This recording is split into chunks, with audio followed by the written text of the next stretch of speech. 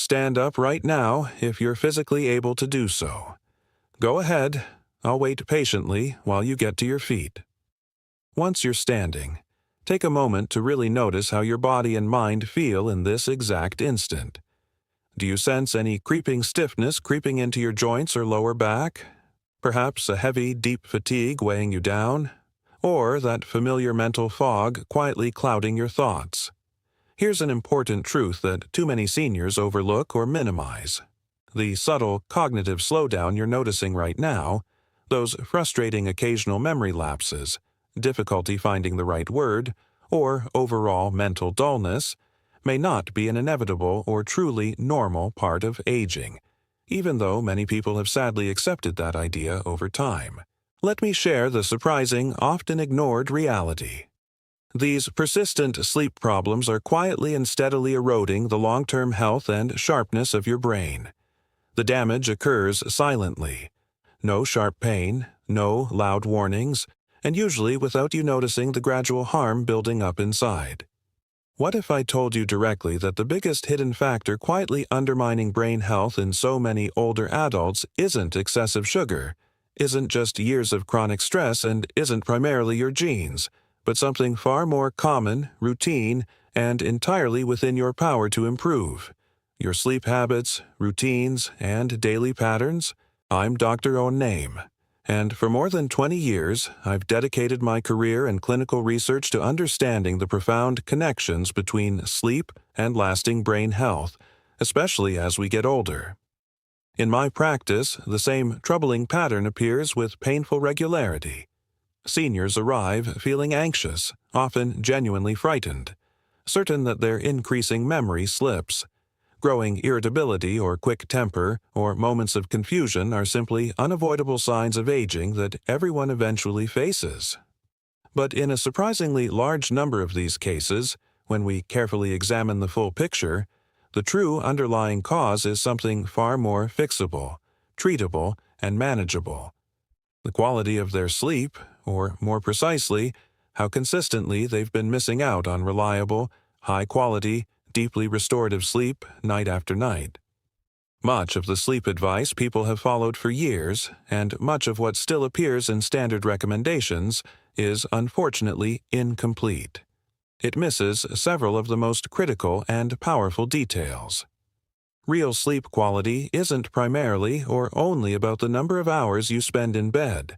In reality, sleep is the single most essential, non-negotiable daily period when your brain carries out vital behind-the-scenes maintenance and renewal. It actively clears out harmful metabolic waste and toxic proteins, such as the well-known beta amyloid linked to cognitive decline, that build up while you're awake. It firmly consolidates and strengthens the new memories and skills you acquired that day. It performs careful repairs on fatigued or damaged neural connections.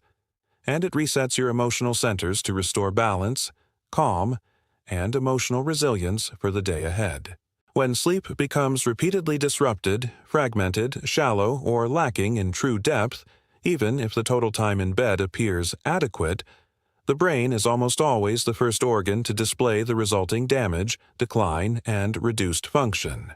From a solid clinical and neuroscientific perspective, the suprachiasmatic nucleus, SCN, your brain's master circadian clock, located in the hypothalamus, depends heavily on consistent, reliable timing cues from your daily habits and environment to stay properly aligned and perform optimally.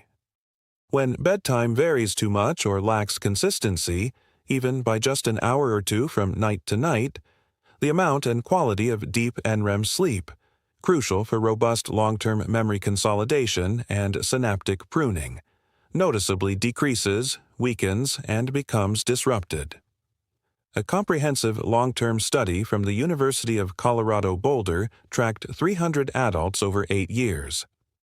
The findings revealed that those with irregular or highly variable sleep schedules experienced a striking 30% faster decline specifically in episodic memory, the kind used for recalling personal events and experiences.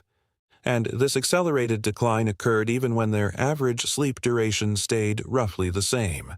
Another common habit among many seniors is spending extended periods lying awake in bed.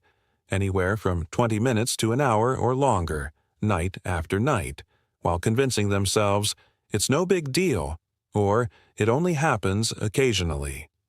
Yet this pattern is particularly damaging, insidious, and self-perpetuating. Your brain is an extraordinarily efficient, lifelong learning system that continually forms strong associations between places, behaviors, and mental states.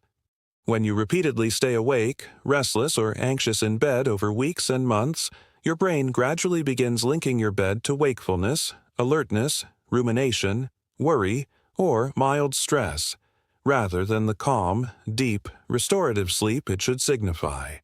Over time, this conditioned negative association results in lighter overall sleep architecture, much more frequent brief awakenings and fragmentation throughout the night, and a significant drop in slow-wave, deep, restorative sleep.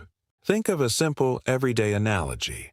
It's like repeatedly trying to park your car but leaving the engine running in the middle of a noisy, busy city intersection, instead of pulling it into a quiet, sheltered garage. Your bed should be a peaceful, safe, predictable sanctuary, a genuine garage where your mind and body can completely relax and recharge. But by lingering awake and mentally active in it night after night, you unintentionally transform that serene space into something chaotic, like rush hour traffic filled with constant stimulation. Research from Johns Hopkins University, following 250 adults aged 65 and older over an extended period, found that those who regularly remained awake in bed for long stretches had, on average, 42% more disruptive awakenings during the night and clearly higher levels of morning anxiety and tension. The slow but real accumulation of effects includes progressively worse daytime brain fog, persistent irritability or short temper, diminished emotional recovery, and even the onset or intensification of anxiety, even among those who previously had little of it. Picture your brain as a large, absorbent sponge during the day. It requires sufficient wakefulness pressure from extended active hours to be fully wrung out, cleansed, and refreshed during sleep. When you shorten that daytime buildup by heading to bed far too early, the nighttime processes of detoxification, repair, and memory reinforcement cannot occur as completely or effectively. Detailed polysomnography studies from the University of Michigan showed that seniors with very early bedtimes, often 8 p.m. or earlier, had REM sleep cycles about 20% shorter on average, even when they remained in bed for 9 to 10 hours attempting to rest. This timing mismatch frequently resembles, and is often misattributed to, the initial signs of cognitive decline or mild cognitive impairment. The encouraging aspect is that in most instances, this is largely reversible through consistent, thoughtful changes to bedtime. Furthermore, controlled research from Stanford University found that even moderate ambient light exposure at night in adults 65 and older could reduce melatonin production by as much as 50%. This suppression resulted in lighter, less efficient sleep stages, reduced memory formation and retention the following day, and modest but measurable declines in executive function. Far too many seniors underestimate how harmful this single subtle environmental factor can become over the long term, largely because the brain offers no dramatic, painful alerts when melatonin is consistently diminished. The cognitive and emotional impacts accumulate gradually and quietly over months and years, making the connection to poor sleep habits difficult to recognize in real time. Consider Harold, for instance, a 68-year-old man who gradually shifted his bedtime earlier and earlier, eventually settling on 7 p.m., believing that more time lying down would lead to better rest, faster recovery, and greater daytime energy. Instead, the opposite occurred. He woke fully alert at 3 a.m. every night, unable to return to sleep, lying there staring at the ceiling in frustration for hours. Subsequent neuropsychological testing revealed mild but clear declines in short-term recall and working memory. He had also relied on low-dose sleep medication nightly for years, though its effectiveness was waning. Together, we established a strict, non-negotiable morning wake-up time, regardless of how little sleep he'd gotten. sharply reduced nighttime light exposure, particularly from screens and hallway lights, and gradually delayed bedtime by 15 minutes every few nights.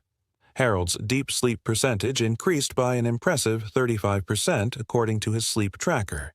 Within just 8 weeks of following the plan, his word recall and list learning scores improved from 1520 to 1920. The heavy morning brain fog that had troubled him for years disappeared entirely, and his daytime mood shifted to calm, patient, and positive. The rest protocol successfully reactivated his brain's natural repair and regulatory processes. At the core of the rest protocol is rhythm, setting a fixed wake-up time every single day. Commit firmly to rising and getting out of bed at precisely the same time each morning, no matter how poorly or briefly you slept the night before. Next is stimulus control, a well-established behavioral sleep method. If you find yourself lying awake in bed for more than 20 to 30 minutes at any point during the night, and sleep isn't arriving despite your efforts to relax, get up quietly, keep the lights very dim, using a small red or amber light for safety if necessary, and engage in something truly dull and non-stimulating, such as reading boring pages from an uninteresting book, listening to calm, non-narrative sounds, soft nature recordings or gentle instrumental music, or sitting quietly in another room. The goal is to recondition your brain to strongly associate your bed and bedroom with rest, relaxation, drowsiness, and deep sleep, rather than wakefulness, overthinking, or anxiety. Studies from Johns Hopkins demonstrated that this approach reduces average nighttime awakenings by about 42% in seniors within 6 weeks of consistent use. Then comes timing, the third pillar. Aim for a bedtime window typically between 9:30 p.m. and 10:30 p.m. for most seniors. Adjust slightly based on your natural chronotype or daily routine, but this range has solid supporting evidence. If your current bedtime is significantly earlier, like 7:30 or 8 p.m., move it later gradually, in 15-minute increments every few nights until you achieve better biological alignment. Finally, consciously minimize nighttime light exposure and consult your doctor carefully about any ongoing sleep medications. After sunset, stick to dim, warm, amber, or red lighting at home, and avoid blue light screens, phones, tablets, TVs, etc., for at least 1 hour before bed, ideally 90 minutes to 2 hours. Protecting your natural melatonin is essential for deeper, more restorative sleep and for supporting overnight brain detoxification, memory consolidation, synaptic balance, and emotional reset. Even modest, consistent improvements in light control and screen habits frequently deliver surprisingly substantial and enduring benefits in daily brain performance and overall well-being. To be completely clear and responsible, the REST protocol provides safe, evidence-based lifestyle and behavioral approaches to improve natural sleep quality and support brain health. It is not a medical cure, treatment, reversal, or preventive strategy for diagnosed conditions such as dementia, Alzheimer's disease, vascular cognitive impairment, Lewy body disease, frontotemporal dementia, or other serious progressive neurological disorders.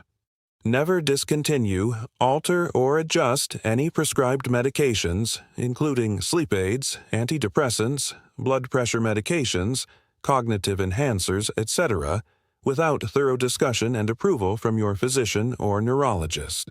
If you have untreated obstructive sleep apnea, serious cardiac conditions, such as congestive heart failure, recent heart attack, or arrhythmias, severe untreated depression, bipolar disorder, restless leg syndrome, chronic pain that disrupts sleep, or other major medical or psychiatric issues, consult your doctor, a sleep specialist, or appropriate expert before making significant changes to your sleep routine. The wisest method is gradual. Begin with a fixed wake-up time. Slowly adjust bedtime. Then incorporate stimulus control and light management once the foundation feels stable. Gradual changes allow your body and brain to adapt comfortably and sustainably, much better than sudden shifts.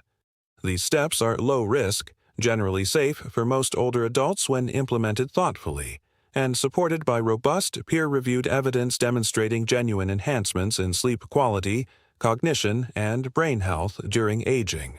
My personal challenge to you today: select just one element of the rest protocol, perhaps committing to a fixed wake-up time, even on weekends, gradually shifting bedtime toward 9:30, 10:30 p.m., reducing evening light exposure, or using stimulus control when awake too long in bed, and follow it diligently for the next 30 days without exceptions. Each day, jot down a brief note on how your mental clarity, mood stability, and memory reliability feel compared to before. After 30 days, come back here and share openly in the comments what worked well, what was challenging, and any changes, big or small, in brain function, energy, mood, or sharpness. Your genuine experiences can inspire, encourage, and create hope and connection for others dealing with similar struggles while reinforcing your own commitment. Your brain has faithfully supported you through decades of life's ups and downs, joys, challenges, achievements, setbacks, quiet victories, everything. It has served as your companion, problem solver, memory keeper, and emotional anchor. It deserves far more than to be dismissed as just old age, when so much decline may actually result from correctable sleep issues rather than irreversible aging. The empowering truth is that you can take practical, science-backed steps right now to achieve sharper memory, improved focus, steadier emotions, and renewed mental energy, all through careful, consistent enhancements to your sleep habits. The overlooked reality remains: poor, inconsistent, low-quality sleep, not just sugar, not chronic stress by itself, not solely genetics, is quietly accelerating brain function decline every day, often without pain or obvious signals. Over more than 20 years in senior brain health and sleep research and practice, I've observed this preventable pattern repeat in hundreds of patients. Memory problems, irritability, confusion, word-finding issues, daytime fatigue, and reduced resilience frequently arise from chronic sleep disruptions and suboptimal sleep patterns, not simply from aging itself. Sleep acts as active nightly brain maintenance, clearing toxins, storing memories, repairing connections, resetting emotions. When quality declines, the brain suffers first and most profoundly. The truth that so many still overlook, undervalue, or fail to see is this: poor, disrupted, inconsistent, or low-quality sleep habits, not excessive sugar over the years, not chronic stress alone, not primarily genetic factors, are quietly and steadily harming and hastening brain function decline every single day, often without pain, without dramatic alerts, and without the connection being immediately apparent. After more than 20 years dedicated to senior brain health and sleep science in research and clinical practice, I've witnessed this same avoidable pattern countless times in hundreds of patients. Memory lapses, heightened irritability or emotional reactivity, increasing confusion or word-finding difficulties, persistent daytime fatigue, and lessened mental resilience very often stem from chronic sleep disruptions and less than optimal sleep structure rather than unavoidable aging alone. Sleep is far more than passive rest. It's the essential, active, nightly window when your brain manages critical housekeeping, clearing built-up toxic metabolic waste, consolidating and strengthening new memories for long-term storage, performing microscopic repairs to damaged or weakened neural pathways, and resetting your emotional equilibrium and limbic system for greater stability and adaptability moving forward. When sleep quality repeatedly declines, fragments, or becomes shallower, your brain inevitably bears the consequences first and most severely, often well before other organs display clear signs. Thank you sincerely, from the bottom of my heart, for taking the time to watch, listen, or read all the way through. It means a lot that you devoted this time to learning about something so vital to your long-term well-being. Feel entirely free and encouraged to share your current age in the comments. It helps build community understanding, or simply write the word foggy if that describes how your thinking or energy is felt lately, or type "I'm in" if you're ready and motivated to begin at least one small, practical rest change tonight or tomorrow.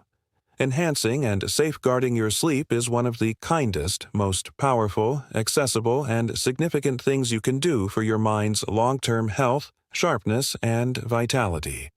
I deeply appreciate you being here with me today, and I look forward to hearing from you soon, whether with a brain-restored note, your 30-day update, or a short comment on how this message resonated with you. Take excellent care of yourself and your sleep until next time. One final gentle reminder as we conclude.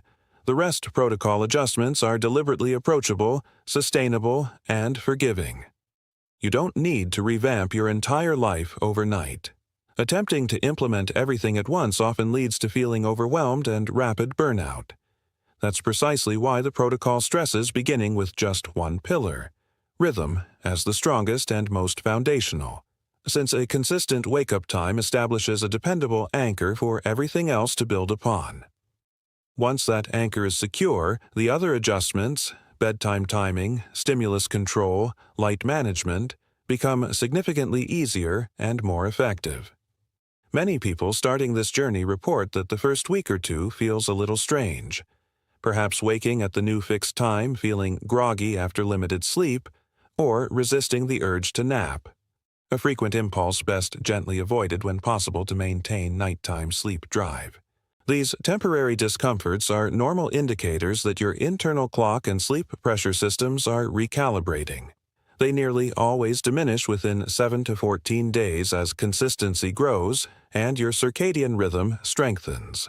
If you encounter persistent challenges, like remaining extremely sleepy during the day after weeks of effort, or noticing loud snoring, gasping, as reported by a partner, frequent leg movements that wake you, or other signs of a potential underlying sleep disorder, please don't delay seeking professional assistance.